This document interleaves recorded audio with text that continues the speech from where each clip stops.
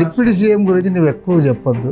Deputy CM చెప్పిన దాంట్లో మహారాష్ట్రలో ఆయన చెప్పినా, ఇక్కడ అమరావతిలో చెప్పినా కానీ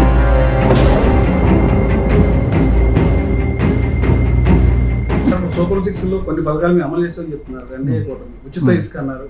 ఉచిత ఇసుక అంటే ఉచితమనేం కాదు, బట్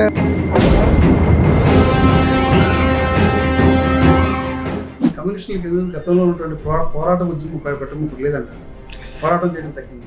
కమ్యూనిస్టులు బలపడకుండా, కమ్యూనిస్టులు అంటే జనం చేరకుండా ఉండడానికి కూడా ప్రభుత్వాలు గతంలో 2014లో పవన్ కళ్యాణ్ గారితో కలిసి ప్రయాణం చేశారు. ఆ రోజు కలిసి పోటీ కూడా చేశారు. కానీ ఈ రోజున 2019లో బీజేపీతో ఆయన జతకట్టారు. ఎన్డీఏ కూడా అధికారం వచ్చింది. ఈ రోజున ఇదే పవన్ కళ్యాణ్ గారు సనాతన ధర్మం అంటున్నారు. దీన్ని ఎలా స్పందిస్తారు? కలిసినప్పుడు ఆయన కూడా మన చెగువీర గురించి చెప్పాడు. ద లెఫ్ట్ ఐడియాలజీకి దగ్గర అని చెప్పాడు. ఇప్పుడు 2024కి బీజేపీతో కలిశారు. ఇప్పుడేమో హిందూ ధర్మం ప్రమాదం ఉందని చెప్పంటారు. హిందూ ధర్మం ప్రమాదం పొందుతున్నారు. దాన్ని ఏం చెప్తారు? ఇప్పుడు సనాతనవాదం పేరుతో హిందూ మతానికి ఏదో ప్రమాదం వచ్చిందంటే మరి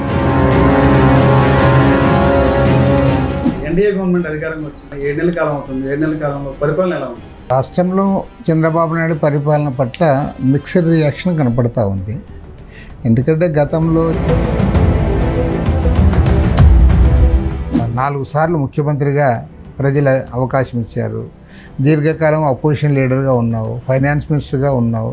అన్ని విషయాలు తెలిసి ఉండి కూడా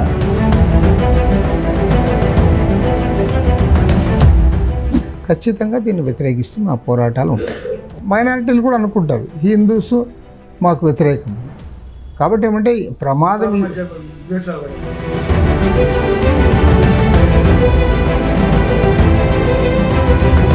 రోజు భారతదేశ స్వాతంత్ర పోరాటంలో హిందువులు, మహమ్మదీయులు, సిక్కులు అందరూ కూడా వాళ్ళు ఎనలేని త్యాగాలు చేశారు. మరి హిందువులంతా ఒకటైతే అంటరానితనం ఎందుకుంది? హిందువులంతా ఒకటైతే వీళ్ళని టెంపుల్స్లోకి ఎందుకు రానివ్వడంలే? హిందువులంతా ఒకటైతే పూజారులుగా